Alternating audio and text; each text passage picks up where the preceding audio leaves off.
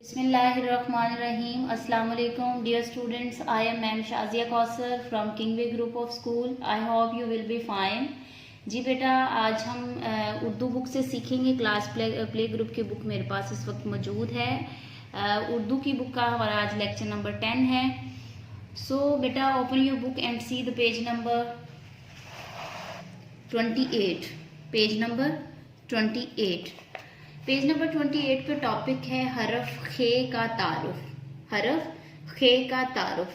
बेटा, जीम के खानदान में हरफ जीम चे हे ये मुकम्मल हो चुका है और मैंने आपको ये भी गाइड किया था प्रीवियस लेक्चर में कि जीम चे हे खे की बनाने की जो शक्ल है या जो हम जैसे हम लिखते हैं वो एक ही तरीका है, जस्ट इनके नुक्तों में फ़र्क है। ठीक है, तो आज हम हरफ खे सीखेंगे। इस तरह हमारे जीम के दोस्त जो है वो मुकम्मल हो जाएंगे।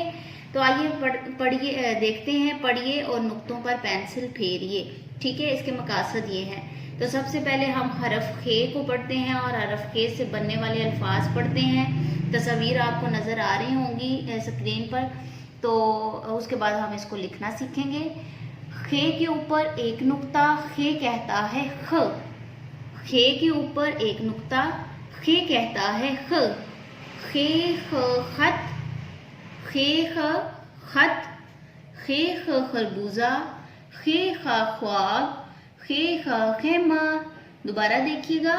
खे के ऊपर एक नुक्ता, खे कहता है ख।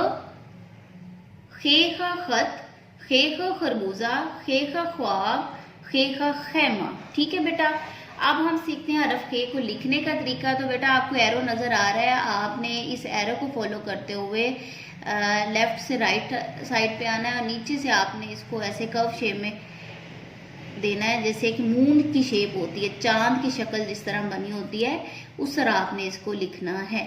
अब यहाँ खैमा आपको नज़र आ रहा है, इस खैमे में हरफ खे लिखा हुआ है। आपने इनके ऊपर पेंसिल फेरनी है और इसको मुकम्मल करना है।